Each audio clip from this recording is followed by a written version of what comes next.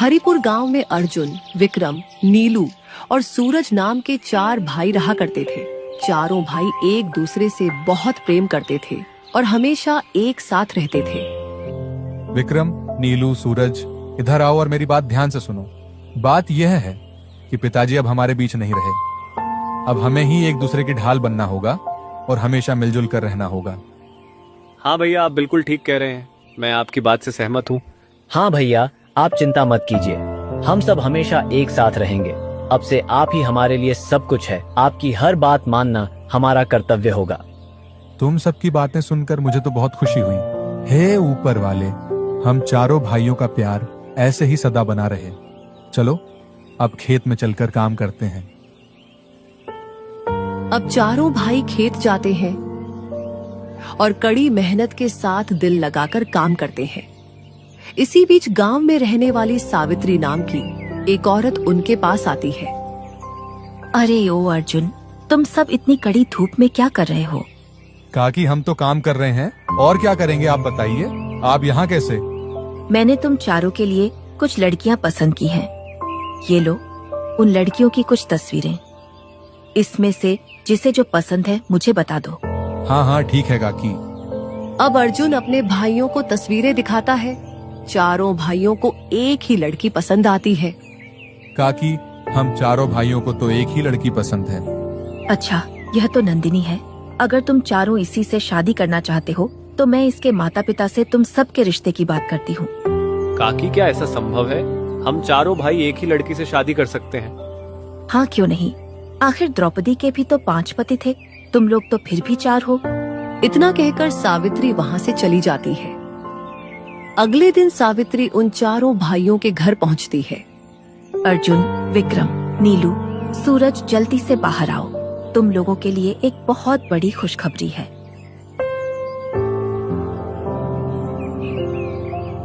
अरे क्या हुआ काकी, क्या बात है?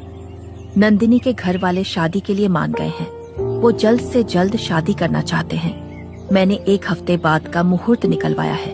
अब तुम लोग जल्दी से शादी की तैयारी कर लो। ठीक है काकी, जैसा आप कहें। अब 1 हफ्ते बाद चारों भाइयों की शादी नंदिनी से हो जाती है। हाँ तो नंदिनी, अब तुम हम चारों भाइयों की पत्नी हो।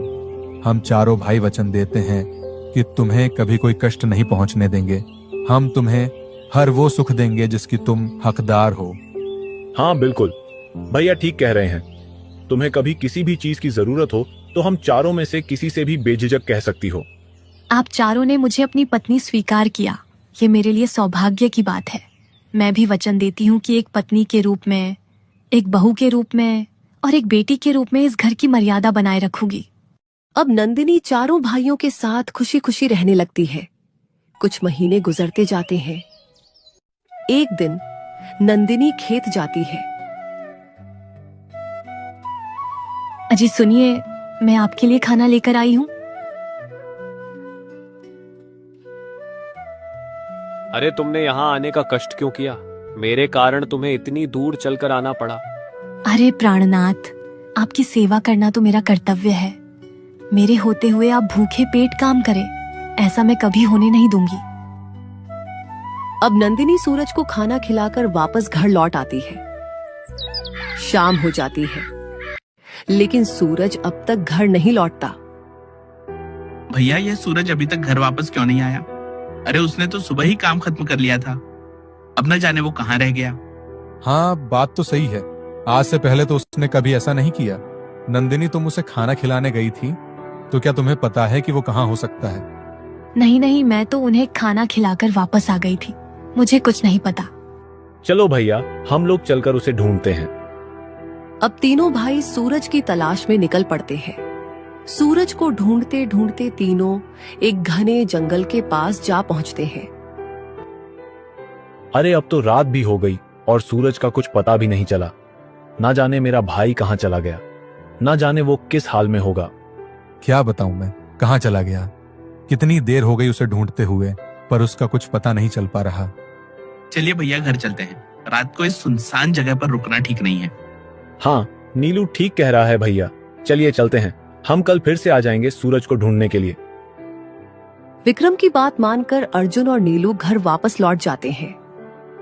सूरज के गायब होने के कारण अर्जुन रात भर सो नहीं पाता।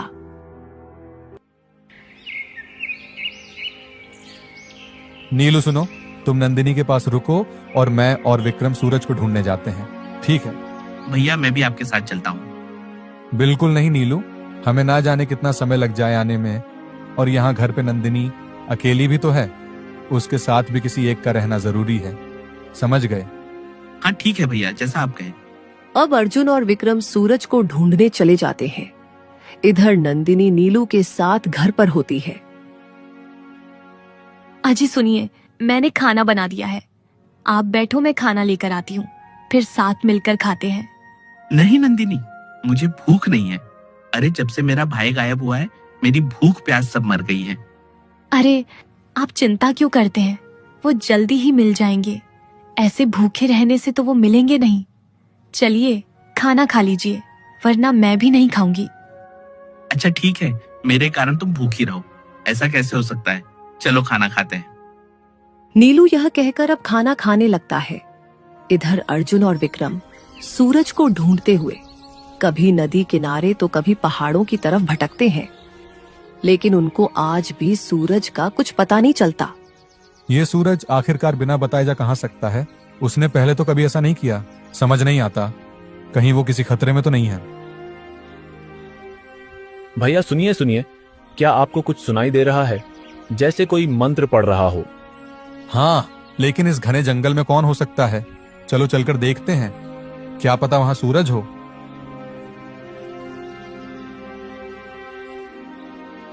अर्जुन और विक्रम पास जाकर देखते हैं तो पेड़ के नीचे एक अघोरी तपस्या कर रहा होता है। भैया ये तो कोई अघोरी लगता है।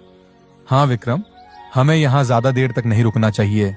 अगर कहीं हमारी वजह से इनकी तपस्या भंग हो गई तो कहीं ये हमें श्राप ना दे दे। चलो यहाँ से चलते हैं। अर्जुन और विक्रम जैसे ही वापसी के लिए अपने कदम बढ़ाते हैं, उनके कदमों की आहट से अघोरी की आंख खुल जाती है। रुक जाओ, तुम दोनों यहाँ इस जंगल में क्यों भटक रहे हो? क्या तुम लोगों को कोई परेशानी है? अर्जुन अघोरी को सारी बात बताता है। तुम्हारा भाई कहीं गया नहीं, बल्कि उसे कैद किया गया है। कैद किया है? पर अघोरी महाराज ऐसा कौन कर सकता है? हमारी तो किसी से दुश्मनी भी नहीं है। यह काम किसी और का नहीं, बल्कि तुम्हारी पत्नी का है। क्या? ये आप क्या कह रहे हैं अघोरी महाराज? भला वो ऐसा क्यों करेगी? क्योंकि वो कोई इंसान नहीं, बल्कि एक चुड़ैल है, और वो आने वाले पूर्णिमा में इंसानों को खाकर अपनी भूख मिटाती है। अर्जुन और विक्रम ये सब सुनकर दंग रह जाते हैं। तो अघोरी महाराज, अब हम क्या करें? हम उस चुड़ैल से कैसे निपटें? हमारा एक और भाई उसके साथ घर पे है। चिंता मत करो, तुम्हारे भाइयों को कुछ नहीं होगा। आओ मेरे साथ आओ। अब अर्जुन और विक्रम दोनों अघोरी के पीछे जाते हैं। बस तुम दोनों यहीं रुको। खुल जा सिमसिम, खुल जा सिमसिम। अघोरी के इतना कहते ही पास के पेड़ में एक दरवाजा खुलता है और उसमें से आवाज आती है। कहो, क्या मदद चाहिए? कहो अर्जुन कि तुम्हें उस चुड़ैल को मारने का हथियार चाहिए। हमें उस चुड़ैल को मारने का हथियार चाहिए। चुड़ैल को केवल जादुई शस्त्र से मारा जा सकता है। अगर तुम्हें वो जादुई शस्त्र चाहिए तो मेरे एक सवाल का जवाब देना होगा। ठीक है, मैं तैयार हूँ, पूछो जो पूछना है। तो बताओ, ऐसी कौन सी चीज है जो बिना किसी शस्त्र के लोगों के दिल पर वार कर सकती है? जुबान से निकले कड़वे बोल लोगों के दिल पर वार करते हैं। हाँ, सही जवाब। ये लो जादुई शस्त्र, इसे उस चुड़ैल के सीने में उतार देना, चुड़ैल मर जाएगी। धन्यवाद अघोरी महाराज, आप ना होते तो हमें यह बात कभी पता ही नहीं चलती कि हमारी पत्नी एक चुड़ैल है। कोई बात नहीं बच्चा, अब तुम लोग जाओ और अपने भाई को बचाओ। जाओ। परंतु अघोरी महाराज, हमारा भाई सूरज, अब वो हमें कैसे मिलेगा? रात के आधे पहर को चुड़ैल अपने घर जाती है, उसी समय तुम लोगों को उसका पीछा करना होगा। तुम्हारा भाई तुम्हें उसी के घर पे मिलेगा। अब जाओ। हम समझ गए अघोरी महाराज, अब हमें आप आशीर्वाद दीजिए। अर्जुन और विक्रम वापस घर लौट आते हैं। अजी मैं तो लुट गई, बर्बाद हो गई। नीलू भी सूरज की तरह गायब हो गए हैं। क्या? नीलू गायब हो गया? ठीक है, तुम चिंता मत करो, सब ठीक हो जाएगा। हम दोनों अपने भाइयों को जरूर ढूंढ निकालेंगे, निश्चिंत रहो। अर्जुन और विक्रम नंदिनी की चाल को समझ गए थे। अब उन्हें इंतजार था तो बस आधी रात का।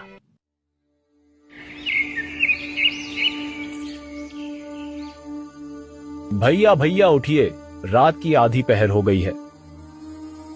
अर्जुन नंदिनी का पीछा करने के लिए उठ तो जाता है, पर मन ही मन वो इस बात से उदास था कि नंदिनी एक चुड़ैल है।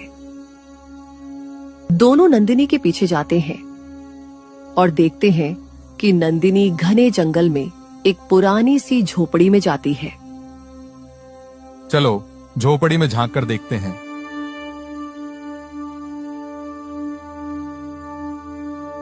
जैसे ही दोनों झोपड़ी में झांक कर देखते हैं तो नंदिनी का असली रूप उन्हें नजर आता है।